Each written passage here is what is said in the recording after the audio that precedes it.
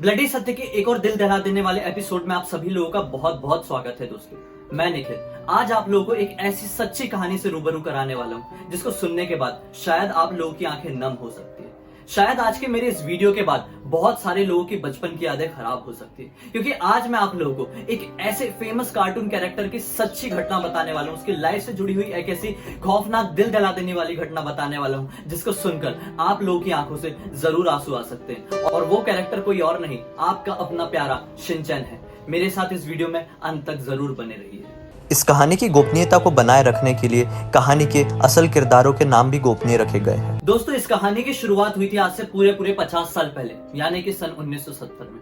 सन 1970 में जापान के एक छोटे से शहर में एक खुशहाल परिवार रहता था। उस परिवार के मुखिया का नाम था हिरोशी।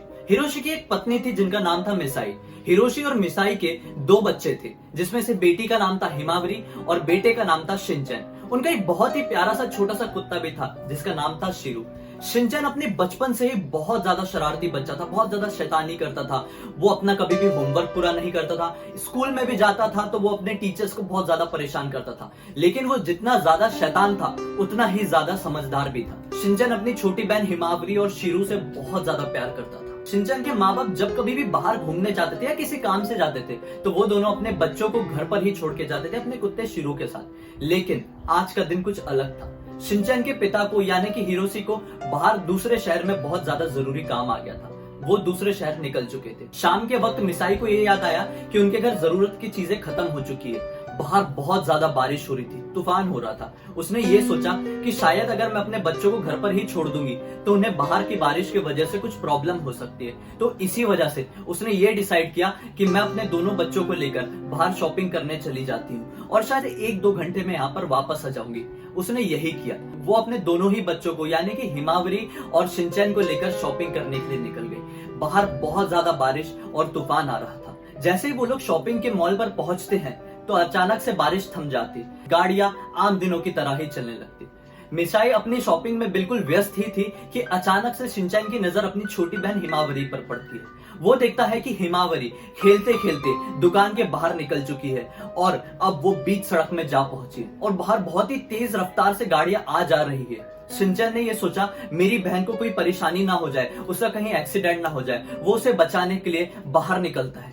जैसे ही वो वहां पर देखता है कि हिमावरी बिल्कुल सड़क के बीचों बीच पहुंच चुकी है तो शिनचैन उसे आवाज लगाता है कि यहाँ पर जल्दी से लौट कर आ जाओ वरना तुम्हें कुछ हो जाएगा। लेकिन हिमावरी उसकी ये आवाज नहीं सुन पाती है और अचानक से शिनचैन की नजर पड़ती है कि दूर से एक बहुत ही खतरनाक, बहुत ही बड़ा सा ट्रक हिमावरी की तरफ तेजी से बढ़ रहा है। शिनचैन इसे सोचता है कि मैं कूद कर उसे बचा लूंगा और फिर वो वहां दौड़कर जाता है, अपनी छोटी बहन हिमावरी को बचाने की छलांग मारकर कोशिश करता है। लेकिन अचानक से वो बड़ा सा ट्रक आकर वो दोनों को टक्कर मार देता है और फिर वो दोनों की उसी जगह पर मौत हो जाती है। मिसाई को इस घटना से बहुत ही ज्यादा दुख होता है।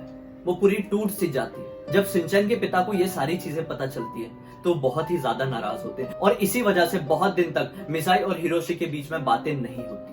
वो इतनी ज्यादा डिप्रेशन में चली जाती है कि डिप्रेशन में जाकर वो एक बुक लिख डालती। मिसाई अपनी उस बुक में अपने दोनों बच्चों की बहुत याद कर करके उनकी तस्वीरें बनाती थी और उनसे जुड़ी हुई हर एक यादें लिखती थी। इसी तरह से कई साल बीत गए और फिर कई साल बाद एक बार इस दुर्घटना की खबर एक फेमस कार्टून क्रिएटर योशिता युसुई को पड़ी तो उन्होंने ये डिसाइड कर लिया कि मैं इसकी सच्चाई पूरी दुनिया के सामने लाऊंगा, मैं ये दर्दनाक कहानी पूरी दुनिया को दिखाऊंगा एक कार्टून की मदद से। और उन्होंने वही किया। उन्होंने एक फेमस कार्टून बनाया शिनचैन। मुझे यकीन है कि आप में से बहुत सारे लोगों ने इस कार्टून को जरूर देखे होंगे। इस कार्टून की बहुत ज्यादा लोकप्रियता हुई बच्चों में।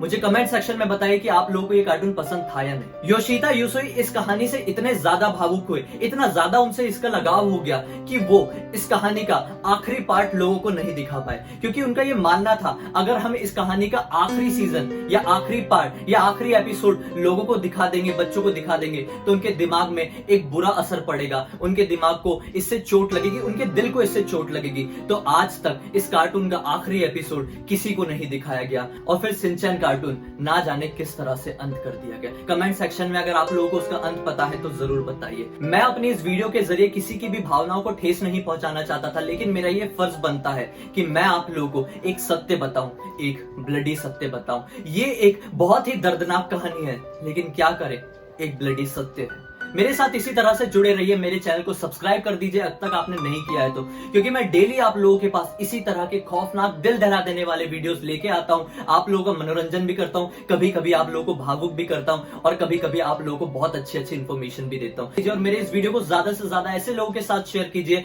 जो अब तक इस तरह की कहानियों से अनजान थे, जिनको बहुत ज्यादा पसंद है इस तरह की कहानी। जाते जाते बेल आइकन भी दबा दीजिए ताकि मैं जब भी नए वीडियोस लाऊं आप लोगों को उसकी नोटिफिकेशन मिल जाए। आप लोगों का बहुत बहुत ही धन्यवाद।